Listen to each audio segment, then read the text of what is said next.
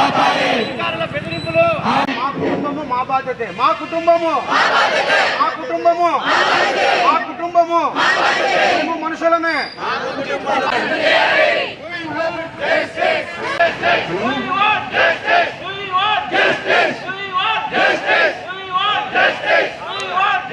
మానసిక వేధింపులు, అధికారుల అసభ్య పదజాలం, అధికారుల అసభ్య పదజాలం, అధికారుల అసభ్య పదజాలం.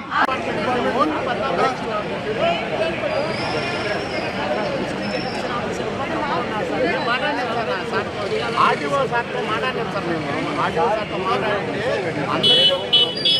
అందరితో మీటింగ్ పెట్టామని మమ్మల్ని ఓన్లీ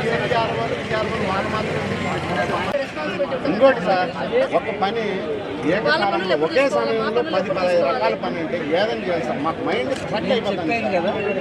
ఒక ఎడ్యుకేషన్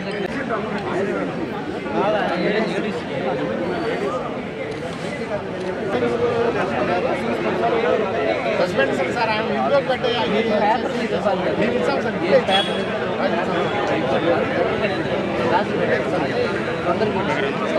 అందరికీ నమస్కారం అండి.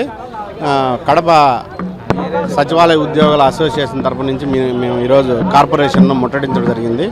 ఎందుకంటే గత 2 సంవత్సరాలుగా వీళ్ళు అధికారులు ఎవరైతే పై అధికారులు ఉన్నారో అటు రాష్ట్ర స్థాయి అధికారులు కానీ ఇటు జిల్లా స్థాయి అధికారులు కానీ మా మీద టార్గెట్లు ప్రభుత్వ ఉద్యోగులమా లేకపోతే ప్రైవేట్ ఉద్యోగులమా అనే ఉద్దేశంతో పొద్దున్నే 6 గంటలకు టీసీ, సాయంత్రం మళ్ళా 10 గంటలకు నైట్ 10 గంటలకు టీసీలు పెట్టి మమ్మల్ని ప్రతి క్షణము ఒత్తిడికి గురి చేస్తా మాకు బెదిరింపులు చేస్తున్నారు. ఎందుకు శాలరీలు ఆపుతాము, ఇంక్రిమెంట్లు ఆపుతాము, మీరు శాలరీ లేకుంటే ఎట్టబడతారో చూస్తామనే బెదిరింపులు వేధింపులు ఎక్కువ అయిపోయినాయి పై అధికారుల యొక్క.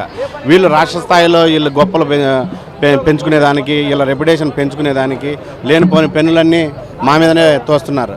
2 సంవత్సరాలుగా సచివాలయ ఉద్యోగస్తుల మీద చిన్నచూపు చూడడం జరుగుతుంది. అటు ప్రభుత్వం కానీ ఇటు అధికారులు కానీ ప్రభుత్వ అధికారులు కానీ మా మీద చిన్నచూపు చూడడం జరుగుతుంది. క్షేత్రస్థాయిలో మేమంతా పనులు చేసేవాళ్ళం మేమే కాబట్టి మా మీద వివిధ రకాల డిపార్ట్మెంట్లు అన్నీ కూడా ఉక్కుపాదం మోపి మమ్మల్ని అంచే స్థితిలో ఉన్నారు.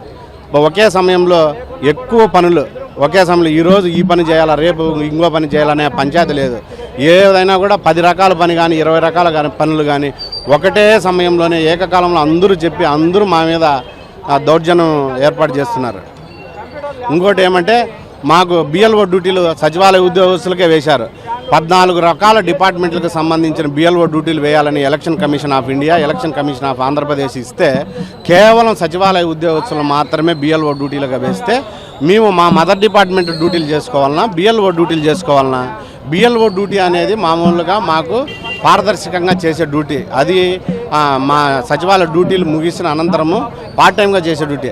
అదే ఫుల్ టైంగా చేపించేసి దానికి సంబంధించిన రెమ్యునరేషన్ ఇవ్వకుండా, దానికి సంబంధించిన అలవెన్సులు ఇవ్వకుండా మేము ప్రతి క్షణం బిఎల్ఓ డ్యూటీలు చేసుకుంటాము. అదేవిధంగా మాకు రావాల్సిన ఆర్థికపరమైన విధానాలు కానీ, ప్రమోషనల్ ఛానల్ కానీ, ఇంక్రిమెంట్లు కానీ, డిఏలు కానీ మాకు ఇవ్వాల్సినవి మీరు ఇవ్వకుండా మీరు కేవలం పనే మా దగ్గర చేయించుకుంటారా? పని చేయించుకునేదానికి ఉన్నామా? మాకు హక్కు లేదా? వేతన సవరణ చట్టాలు తీసుకురాచేదానికి లేదా? కార్మిక చట్టాలు తీసుకొచ్చేదానికి లేదా? అది మేము డిమాండ్ చేస్తున్నాము. ఇక్కడ కార్పొరేషన్లో ఉండే పై అధికారులు ఎవరైతే ఉన్నతాధికారులు ఉన్నారో వాళ్ళు నిరంతరం టీసీలు పెట్టి మమ్మల్ని మానసిక క్షోభకు గురి చేస్తున్నారు. 6 గంటలకు తెల్లవారుజాన 6 గంటలకే మేము ఈవెన్ వాష్రూమ్కి పోవాలని కూడా సెల్ ఎత్తుకొని పోయే పరిస్థితి ఏర్పడుతుంది.